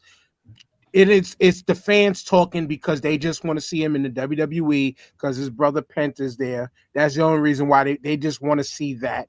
It's an inevitable foregone conclusion. But like the former Baron Corbin came out and said, like, yo, yeah, you signed contracts. So this is where the organizational part is different. You signed a contract. You honor said contract. When there's injury time in the talk of Ray Phoenix, everybody's contract gets extended to cover the injury time. Point of me saying all that is you got to still fulfill your contract. You signed the contract to be there. At least remember to be professional enough to just fulfill your contract and then walk. Your Mm-hmm. time has been up. And yeah, Jimmy Butler's time has been up for some max deal shit. It's been up. It's been up. If he still wants to play basketball, in my opinion, he needs to find a situation where he can just be a plug and play missing piece to the puzzle. Because that's where he's kind of put his career. The thing is, Miami's not keeping a disgruntled player. The problem is, I've watched Sean say that what Miami has to do in order to move Jimmy Butler has to involve at least 3 or 4 teams, and it has to be like it's like some kind of crazy way they can make the money work. Like it's a bad situation. It's because of the second apron bullshit that these players agreed to, and now you're pretty much stuck with whatever you get now, unless you work some money magic and and give up a lot for a little to make it work. He ain't going nowhere. So so that's my point. If it was a situation where Pat Riley could have easily got tick for tack trade for Jimmy, he would have been gone. Because Pat don't play that shit. Pat Riley, and this other thing too. Jimmy, Pat Riley don't play that shit. So you knew he was getting suspended. Anything you do, you're getting suspended. Pat Riley does not play with the players, right? So you knew that. So I'm not sorry for you getting suspended when it's almost like it's intentional. But the thing is, if Pat Riley could have got rid of Jimmy Butler would have been gone. The problem is it's a hard deal because of that. Like TJ said, that second apron shit. So now they need three teams to get involved, and the third team has to actually want this dude. It's not even that. You're not trying to do all that work. It's not even that. And who wants to take a chance on a problem child? It's not even that. A 35-year-old problem child with the history. The team that agrees to this is going to milk you, dogs. You're losing this. This is a lose. You're losing all the way around. You're giving up draft picks. You're giving up people like maybe Tyler Herro, maybe Duncan's gone, maybe Jaime Vasquez is gone. You're giving up too much collateral and damn near blowing up your team just to get rid of one guy. Yeah, nobody's trading fair with you now. And a lot of people don't like the Heat. You know what I'm saying? It's not like Pat Riley. And Pat Riley ain't one to get fleeced. Right. You know what I'm saying? Like the homie said. Go ahead. I was going to say, maybe you could do a deal with Danny Ainge. Those are the only two shady mofos that could pull it off. You know what I'm saying? It could be done that way. But Jimmy ain't going to White Wakanda. You know what I'm saying? He's not going there. Curtis said, he meant to say, I'll grin and bear it, making $50 million a year living in Miami. Damn right. Damn right. This is pride too, though, man. He got benched for Highsmith. That was the last straw for him. But he did it to himself, though. You can't act a fool, man. Can't act a fool. You're doing it to yourself, Dose. You're doing it to yourself. I agree. He had a couple of times to get out of Miami right after they made that finals run in the bubble. That's when he was hot. Mm-hmm. Should have stamped it right then and there. That's my point, though. If he would have just been professional, just played, balled out as best he could, maybe that would have helped him with Pat Riley. Maybe Pat Riley would have said, hey, you know what? This dude, he wants out. He's not happy here, but he's being respectful. Maybe we can make the money work. Maybe we can get some other players in here. Or another team that sees him says, hey, man, Jimmy wanted out of there. It was bad for him there, but he handled it like a professional. Let's make something work. Let's try to get this dude. But what he's done now, he can't even put nothing on film no more. Like teams that might be interested in him are like, well, we can't see nothing else on Jimmy Butler. We can't even see if he's good to go. We can't even see if he turns the playoff Jimmy. We can't see nothing else that's going to make us want this dude now. Well, he's luckily for him, he's got enough tape out there. I understand what you mean. He won't have recent tape, but he's got enough tape out there to show people what he can do. Because the man is beyond talented. Should be considered a top 10 player in the league level talent. Yeah. Right now? Should. Right now? Should be. As far as two-way player? I said should be considered. Right now, dog. Like y'all, Jimmy Tyrone, if he was actually playing, the man can display the ability to be a top 10, still be considered in barbershop talk a top 10 player in this league. I think in this NBA season, you can't believe this shit. Top 10. I cannot believe this shit, but I'm gonna have to side with Tyrone. I'm gonna have to, in my opinion, but I get it. Because his history would make us think that, because we know Jimmy's a dog. But did they make the playoffs last year? They lost in the play-in. I can't remember. No, they didn't make the playoffs last year. They didn't make the playoffs last year. All that because he was hurt. His history of being hurt and his age and his antics, he needs tape. People don't know what they're getting anymore. They don't know. If he wasn't 36, if he's like 31 or 32 or something like that, you think so. But in my heart of hearts, do I believe that Jimmy still has that in him? Of course. We know Jimmy Butler. But right now, you can't consider him top 10, man. There's too many good players. No, but and I didn't say he is. I never said he is right now. I never said he is.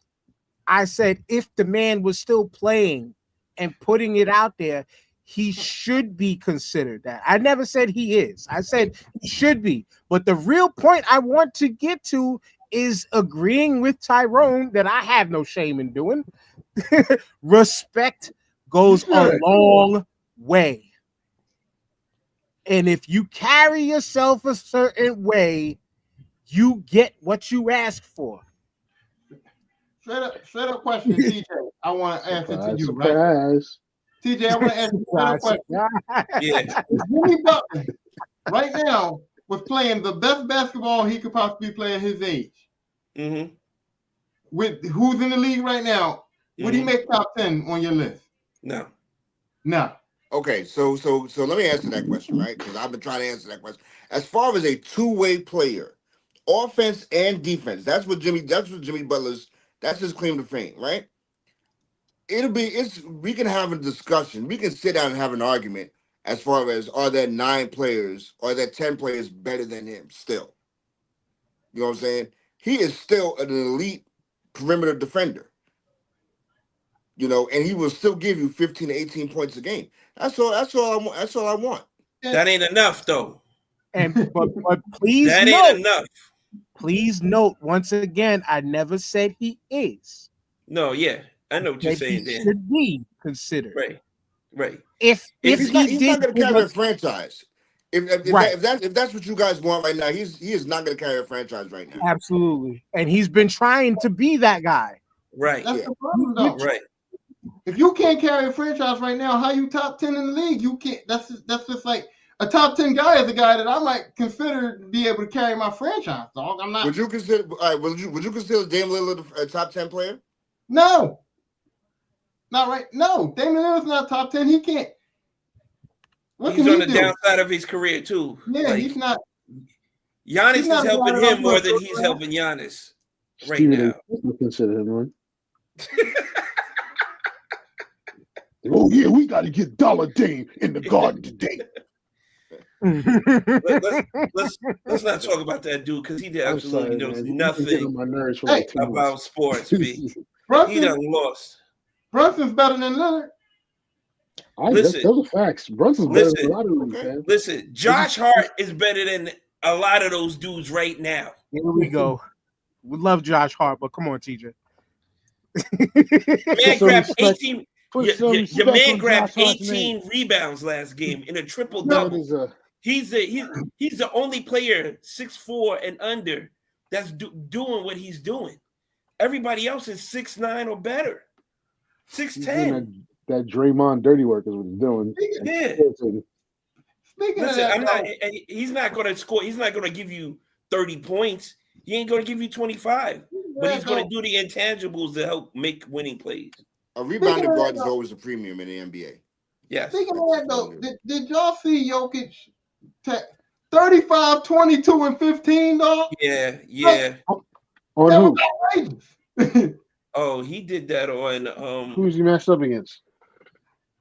No, I don't care who he matched up against. 35, 22, and 15. Bro. He's one of the top 3 of the league. He's an animal. And can't jump over a phone book.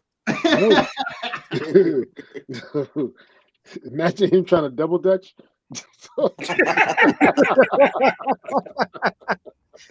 That's crazy. That rope will be around him like an anaconda. Just wrapping him up.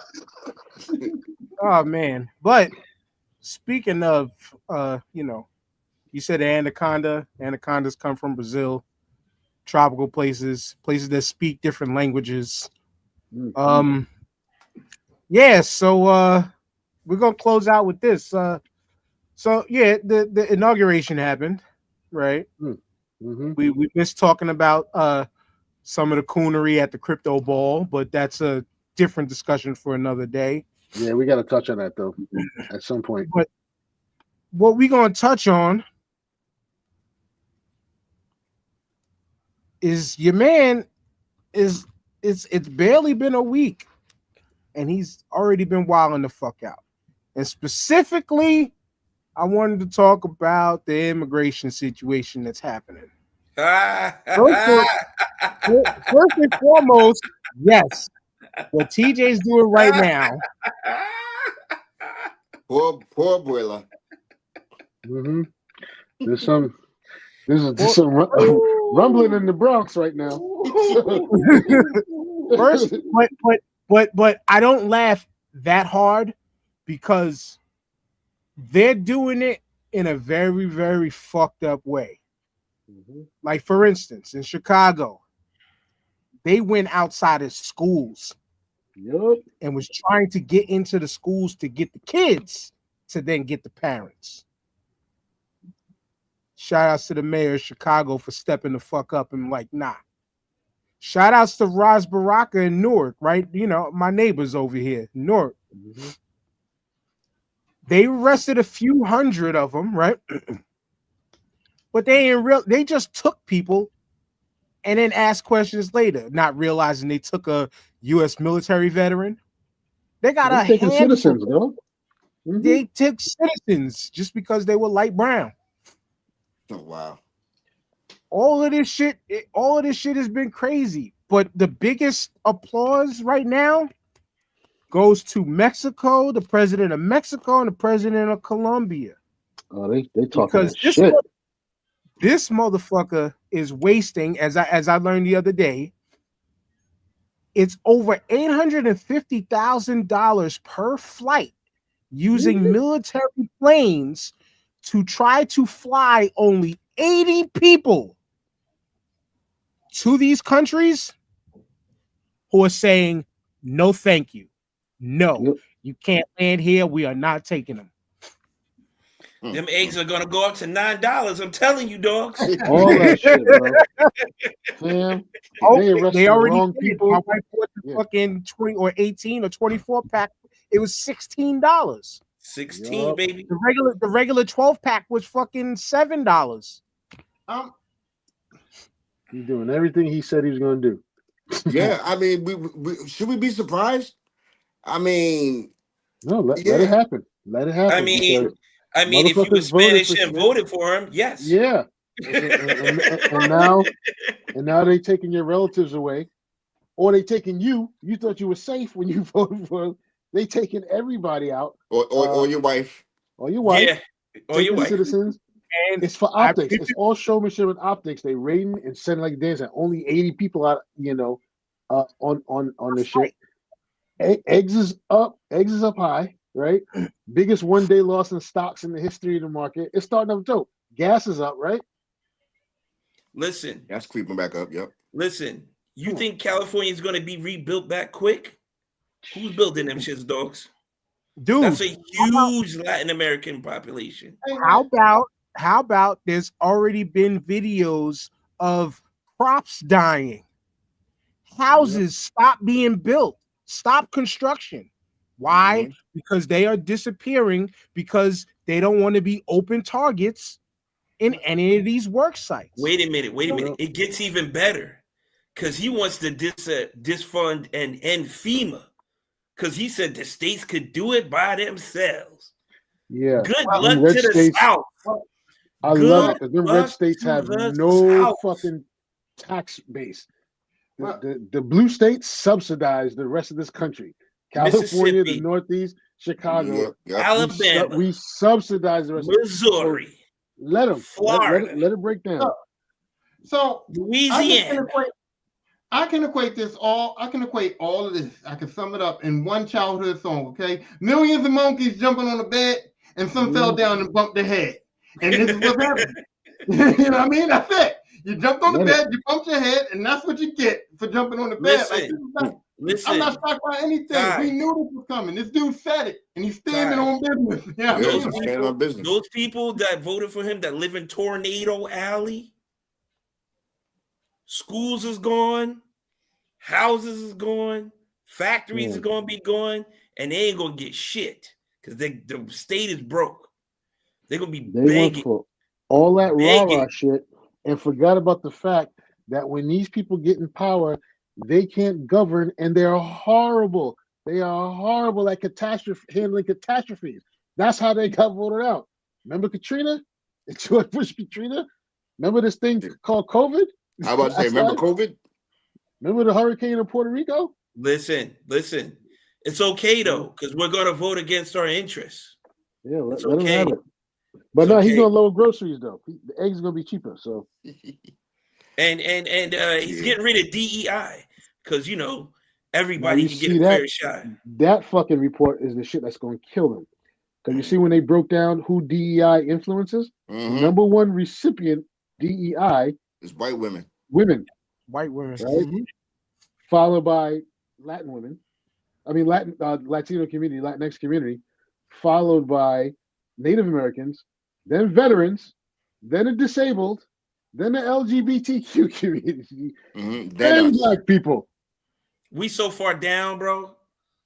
This is one time I can say we down bad. We down bad, bro.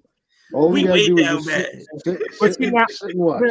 Now that part there, Jamal, like I'm glad that you brought the whole DEI part up, because again, number one, all they turned the DEI word to was nigga. Yep, that's all they turned it to was nigga. But meanwhile, it was just, again, diversity, equity, equality, and inclusion. It was just a thing to teach people how to be fair to others. Take those programs out, right? And now, so people are now on some, okay, we got to boycott this store, we got to boycott that store because they're removing those programs. Okay, we can almost look at, now keep it funky. If y'all want to be mad, whatever, not y'all, but whoever listening, whatever, later, whatever. We can almost equate the effectiveness in some respects to DEI to the Rooney Rule. In some respects. And I only say that because the NFL found their way to skirt their way around the Rooney Rule. Look, we've interviewed this black man, that black man, this Hispanic, that Mexican, this native, but we're going with this guy. All your rule says is we got to interview. So one way or another, you can still skirt the rule. These companies, okay, they're getting rid of a training program. But I understand boycotting, if done properly, it's effective. If done properly, is effective and should be effective. But I think of like a company like Target, which is the new one that just came out and said that they were getting rid of the thing. Now everybody's saying boycott them. But if we remember, at the height of quote unquote the Black Lives Matter movement and before the whole DEI thing was even created as a thing, they were one of the companies who were giving the largest opportunities to Black creatives and Black-owned products. Yes, they are.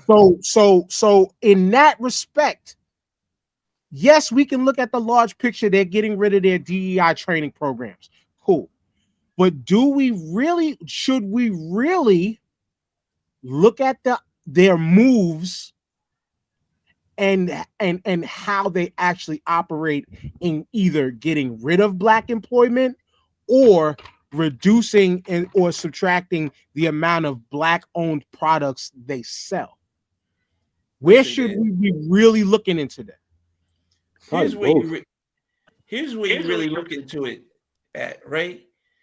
The people that say they go boycott, it's the same people that said they were going to boycott Budweiser. Costco ain't getting rid of their DEI program. They're saying they're not getting rid of Costco, Nike, all this other bullshit, right? These people at Disney, they're not losing money. They're not losing money. It's the whole too big to fail shit. It's in every aspect. They have subsidiary companies that you have no idea about that you're still buying product from. Like we said, Ben and Jerry's became that new target, that because they're not cutting their programs, though a lot of people were bringing up the fact that Ben and Jerry's always has been like a revolutionary fighting for the people level company, but they have other subsidiary companies that they are owned under and things like that. Also, here's the number one thing. These people that are complaining about go woke and go broke DEI, they ain't never lost no job to DEI. They ain't even the best employee at their fucking job. All right. That's how they sell it. It's the messaging. The messaging is what it's sold. When they say DEI, they've got everybody thinking, they're losing their job. Who are they competing against? Somebody Black. Yeah, Who are they competing against? It's the same thing when they said illegals are taking your job. They taking whose job, bro? Are you good with a mop and broom? Are you out here delivering breakfast? Are you a pizza delivery driver? Because they're worried about the fucking strawberries. No, sir. You're not picking strawberries, nigga. You're not in a meat warehouse slaughtering cows and pigs and shit. You're not doing these jobs. They so fucking dumb is that they're listening to the rhetoric of these guys about DEI, and in the same breath, these same dudes are telling them, you're too fucking dumb to do the jobs we want. So we told them right to their face. They told Jamal, they told them right to their face. And what did they do? They got rid of the brown guy off their team. Got rid of the brown guy. That token got spent. Let's be honest though. Who on this planet in America right now is boycotting Disney? Because it's ABC, it's Marvel, it's all of that. It's ESPN. It's all of that. Star Wars. You know what? You know what a boycott is? You pack your shit up and move to the woods. That's boycotting, dogs. But you know what? You know what? You can't even actually move to the woods because you got to buy the products to move to the woods. So they selling you the shit to move to the woods so you can boycott them. Yeah, after I go to Amazon. And you actually have the products in the woods by way of the wood, but you don't know how to fucking build it. You don't have the Mexicans to do it for you. You just chase them out. Well, the housing market gonna be in trouble. The food shortage is about to happen. All them farmers that voted for Trump is in trouble in Nebraska and Oklahoma. I'm about to say, yo, them packing for strawberries gonna be like $20-$25, man. Like $15 boxes of fucking cereal. One of the best TikToks I seen last week was this guy. He was just like, "Hey, look at this. Hey, this is for all you MAGA voters that are looking for jobs. You see this right here? 20 cents per tree that you pick from me. I pay. 20 cents per tree you pick, I pay. You know, you pick all of these, you can make a nice day's pay. You know, MAGA, since we, nobody's taking your jobs anymore. Here's a job right here. Like, yo, salad's going to be $9 a head in a minute, bro. Yeah, I just want to see the looks on their kids' faces when they get slid their prison trays for dinner. Yep, let them suffer. They gotta suffer. It's the only way. Yeah, it's gonna burn, but it's gonna burn fast because it's gonna happen fast. It's gonna burn faster than last term before they start throwing eggs and tomatoes at them.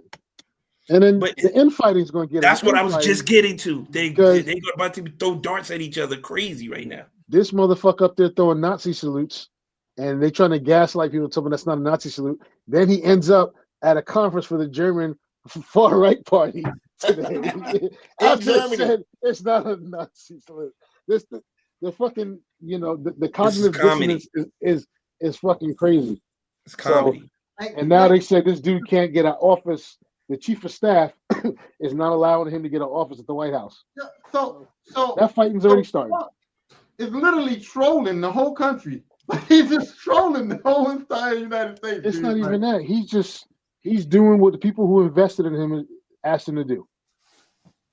And then once they get so much done, this dude will probably have a heart attack or some phantom aneurysm, and they'll put their puppet boy JD Vance in, who they really wanted.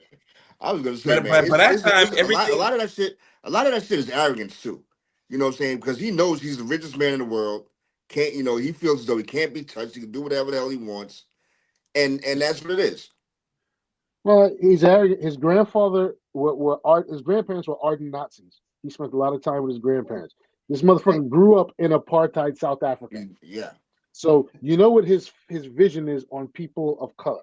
It's no doubt. There is no vision. There is no vision. I sat through that damn interview with him and Don Lemon, and I don't have a lot of love for Don Lemon, but Don Lemon had him stuttering. Yeah. Speaking of people of color, though, let's just we haven't hang our hopes on that fact that Diddy thought the same thing. Listen, hey. From here on out, man, just grab your popcorn, live your life. You got to get up and go to work. Your bills still got to be paid. You know what I'm saying? This shit, most of it, until he starts really messing with the Constitution and laws and wrangling up folks, don't really affect us like that. You know what I'm saying? But oof, it's gonna be crazy. Right here, we're doing the job right now. We're looking for followers needed. Good morning all to my American citizens. This is the farm labor of 3 Crowns. So I'm right here. You can see right here. We're doing the job right now. We're looking for workers, especially the citizens that want to work in the fields. So we're paying around 20 cents for each vineyard.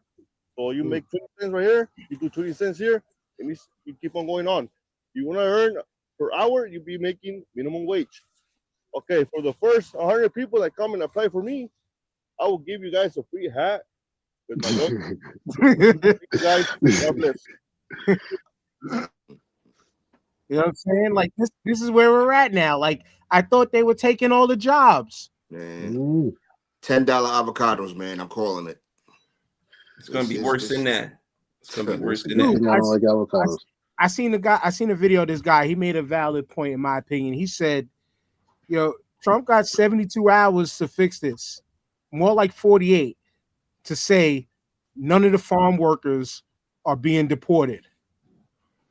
He's never going to say that. He's got 48 hours to say none of the farm workers are being deported because we need them to work. We need them to eat. Damn, time out. Where are the lobbyists for these groups? Because they really control shit. Where's the farm lobbyists at that should be asking for this shit? You want to know where they are, CJ? They're at home, upset, but still standing with the fact that they supported Trump. The better question is, where's Dan at? Because he disappeared. my light went off. My light cut out. But I'm saying, what about all the damn construction workers that's gonna have to rebuild California? Listen, man, everything is up. Yesterday's price is Florida not today's price. They're having a shortage of workers in Florida. They've been having that shit since the summer. Jamal, you might want to quit your job and start working for $40 an hour, swinging a hammer and doing nothing, dogs, because that's what you're gonna be making. Damn, look, I'm telling you. Well, you gotta let it burn. That's the only way they're gonna learn is when shit affects them. That's the only way they wake up. The only way they learn. Let that shit burn. That tsunami's coming, dogs. It's gonna be a big wave. We just gotta weather the storm, and then Jay, we're black. We always weather the storm, bro. That's it. We know what it's like to live broke. We know what it's like to live hard. We know what it's like to go through this. These people ain't never experienced no shit like this before. No, let it happen. Maybe Jill Stein can save them. So. And this is where I agree with the let them happen, because remember, like an episode or two ago, I said, yeah, we can sit back and let it happen, but guess what? It's still going to affect us. But like you just said, TJ, yeah, it's going to affect us, but we know how to find a way. Yeah, we got the experience. With this guy. Hopefully, it brings us together more as a group, though, Dan. That's what I'm hoping for. That's something that I as a person have been calling for fucking decades. Yeah. Because yes, as a people, yeah, we might be getting a little bit tighter than normal. Even though I seen a live on TikTok today where there was definitely this big coon was still trying to stump for Trump. Big coon, and they was letting him have it. But the problem is I've said this for so long. Within this world and the way we live, it's bigger than a quote unquote color issue. It's bigger than a cultural makeup issue. This fight has historically and always been about haves versus have-nots. And us middle classers are in the have-nots. And if people even if you own a home, cool, you are still a part of the have-nots. Still struggling. It like something that triggered me today. It makes sense to me why I know MAGA people, they own chickens. You're ahead of the game. You ain't got to go out and buy eggs like everybody else does. Little things like that. Hey Dan, that's You that gotta buy 1%. chicken feed. That's that 1% right there. You know what I'm saying? Not even, but they're not living in the 1%. Many of them do the same job as me. Right. I gotta cut out. I got a 4 a.m. wake up call. So. Well, that's perfectly fine because you know what? We are done. I just wanted to end with that, just to once again rub it into people's faces that it's your fault. And we gonna sit back and laugh at you. Yeah, we gotta pay more, but we still gonna sit back and laugh because we didn't ask for this shit. And the best videos was shouts out to my Latinos and Hispanics, but they have been some of the best videos today. Watching this woman crying, looking for sympathy, talking about we need to come together, we need unity. Nah. But you voted for Trump, and now you're feeling bad because you voted for Trump. But now you want unity because we need to console you for your fuck up that put us in this position. Nah. Just like the video you said, the guy who I didn't expect Trump to do this. Now his wife is gone. Oh, you talking about the guy that caught ice on his wife? I mean, no. the guy that had ice come for his wife. Yeah, that video that you shared. Yo, like would eat my face. Niggas asked for this shit, but we done. You tried to. They had all the warning in the world. We told the whole world told them it was gonna happen. He told them it was gonna happen. That's the part that we're not talking about enough. He said it. He told us what was gonna happen. Besides the part of 2025 shit that he tried to distance himself from. The last time though, because the shit that he tried didn't happen, they didn't want to take him serious. Yeah. The last time he said he was going to do shit, he failed on most of it. Because there were people in place that weren't going to have that shit. There were people with common sense in the office. Now he's got all his peoples in there. He's got all his peoples in there. So now he's going to run it the way no breaks. Yeah. And now this is supposed to be the best time ever coming. Oh boy. I got news for you, dogs. And some of that news, TJ, I have to go back to shit that JP and I was saying back when we started this show when he was in office. This is racist white male America's last stand. Well, they're going to burn it to the ground now. MAGA has always been that. MAGA has always been that. But they got a lot of you monkey motherfuckers involved in that, thinking that you relate. You don't. Even broke white folks that are as poor as me. You don't care about you. And you never will relate. You got used for your vote. Yep. That's it. You got used for your vote. It's do this for me one time and you'll never have to do it again. You'll never have to do it again. You still got people. Meant that shit. You still got people on here on social media the other day. Shout out to the U.S. Air Force for sticking that Tuskegee Airmen training back in the fucking curriculum. Yeah, in the videos. In the videos, yeah. Fuck you. That was just plain mean-spirited racism. Why would you pick that to take that? Why would you not have that in the training? Why? Come on. Tell me how that affects it. So fuck them. Shout out to the Air Force. So the Air Force actually cares about your brain. Unlike the rest, right? But we're done. Tyrone definitely, he said he had to bounce because it's past his bedtime. Jamal, you know what to do. Shout out everybody. Yo, great Monday show. Shout out to the listeners, the people in the comments. Peace out to Ty. I know he had to get up early. Big O, TJ Mayer, Hooks Rub, peace to Ishtar, peace to Ill Magic and Disabled Planets. Great show. We still got a lot of topics to touch on. Let's roll it over to next week. Yes, sir, man. Great show, man. I love our primetime shows every now and again, man.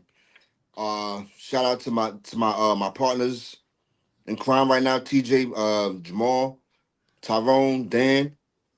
Shout out to the listeners. Yeah, man, that's about it, man. Can't wait till next week. Facts. The Fab Five was in the building today, and it was really good. So Like JG and O said, we got a lot to talk about coming up. It'll be easy to find topics for the next few years. We ain't gotta. It'll write itself. 4 years. It's gonna write itself, man, for sure. It's gonna write itself. So we don't even have to get all insightful with it. It'll just be there. You know what I'm saying? So easy fucking topics, yo. Get ready for the layups and the slam dunks, fellas, because it's gonna be we're gonna make a run. We're gonna make a run this year. With that being said, yeah, I can't wait to continue this. Should be Jesus Christ, what's it gonna look like by the time the summertime gets here? Oh my God. Man, listen, all I know is I got vacation, Memorial and 4th of July. I'm almost afraid now to travel for my daughter's 18th birthday on the 4th of July week. I'm almost man, listen, so much shit that I want to say that I think needs to be done. But like I said, shout outs to China. First, shout outs to China for stepping in and immediately talking to Colombia like, hey, we'll work with you. We got you over here. You know what I'm saying? Like, I mean, just on some final note shit on that whole thing. Like, I really want a lot of the rest of the world to say, no, America, y'all are off limits. As long as this guy's your president, y'all are off limits. Which will don't be fucking on vacation, Dan. Don't be fucking on I don't vacation, care. See, I'm sorry, TJ. This is a byproduct. This is a byproduct to me. The rest of the world. I'm not going to Florida for vacation. I'm not going to Texas for vacation, dog. The rest of the world, the rest of the fucking world knows how dumb this man is. And many of them are not falling for it. Yeah, well, we know that. So exactly. And so my thing is, maybe this country needs they need the belt whooping. Mm-hmm. They need an old school get the switch. You can't come here. Bad enough our fucking president is already banned from fucking 20 plus countries just for being a felon. Being a felon, yep. Now I gotta fly to Canada just to go to Jamaica. This is bullshit, man. But I'm just saying, this country needs, like, we're at that point now, and it's only barely been a week that this man has been in fucking office. We need the slap in the face. The this wake up. Country needs a major fucking wake up call. What's that Batman meme when he smacks the shit out of Robin right before he says that? Right, exactly. I haven't seen that meme in a minute too. That meme died, yo.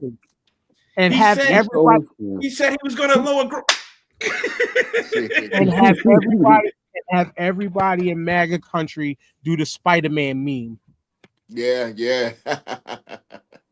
That's it. They'll never take blame for it. They'll never take accountability for it, and that's the sad part. They're too stupid. And the sad part is those folks don't fucking travel, so the travel ban doesn't affect them. Yeah.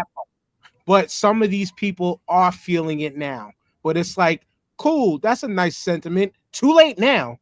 But that's nice. Did you feel that way? Too late, man. I feel sorry for your mother. And on that note, 20% of your order. Use the code START5 at Hook Scrub. Oh, we should be back on Sunday. Peace. Peace.